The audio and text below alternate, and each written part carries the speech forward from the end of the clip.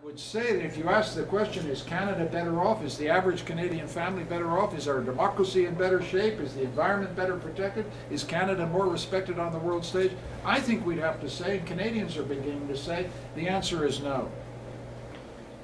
I have a profound passion for a Canada in which hope is equally shared, not just among individuals, but in every region of the country. Why am I on the road? Why am I coming here in a snowstorm?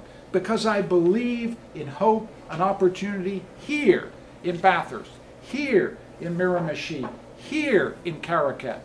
That's my vision, a positive vision. We have internet, we have nurses, we have doctors, we have post-secondary.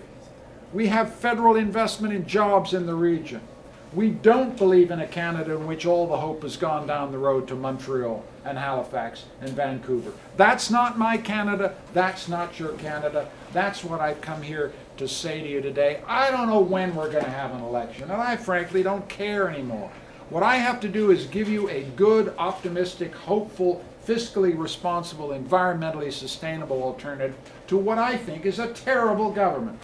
That's what I'm doing. That's what I'm doing with Brian. That's what I'm doing with the whole Liberal team. And let me say one other thing. I said it in French. I'll say it in English.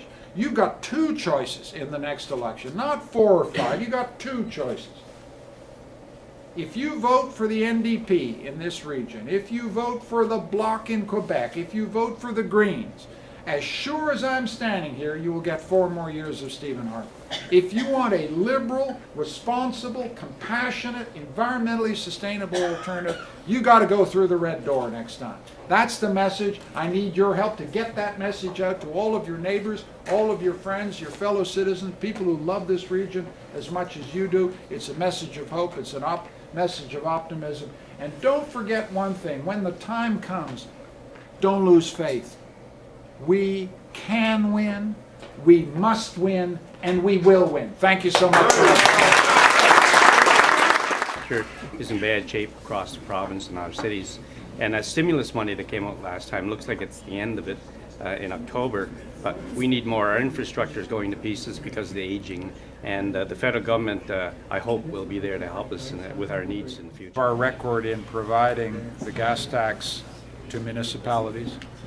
We felt that the Harper government got it wrong when they did the stimulus. They should have transferred it through the gas tax so that you make the decisions. Instead, what we got with Harper's stimulus plan was a highly politicized thing in which it went to ridings that they wanted to win, and we didn't get strategic about the infrastructure needs of the country. We're now in a $56 billion hole, so I can't give you kind of crazy promises, but I know that there's an infrastructure deficit. Every time I bounce around here, I hit the potholes same as everybody else. And I know the sewer systems need renewal, and some of the infrastructure needs renewal. And you heard me make a commitment on internet. There's a specific infrastructure commitment which we must make because it's the key to tourism, it's the key to local employment, it's the key to education, it's the key to healthcare.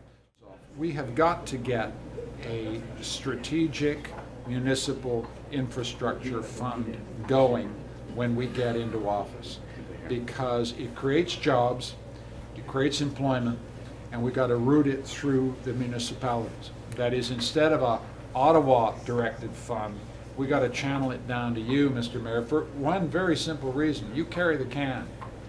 You're up for election. If you mess it up, they'll turf you out.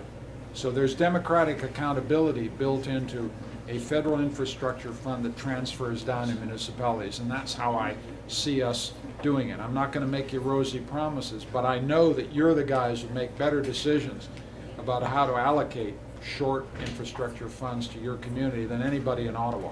I'm very pleased that Mr. Ignatieff is in Bathurst, and I realize that the weather is not so great, but he still is here. And he seems very sincere in his speech, and he understands some of the problems that we're facing. I've met with him before, and at that time I was impressed by his sincerity. The topics he's talked about, very real topics.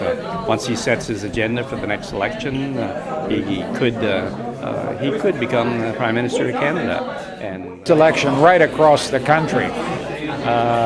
Whether you're tempted to vote Bloc, Green, or NDP, the alternative is going to be, if you do that, you're going to get a Harper government. If you want to replace the Harper government, you got to vote Liberal.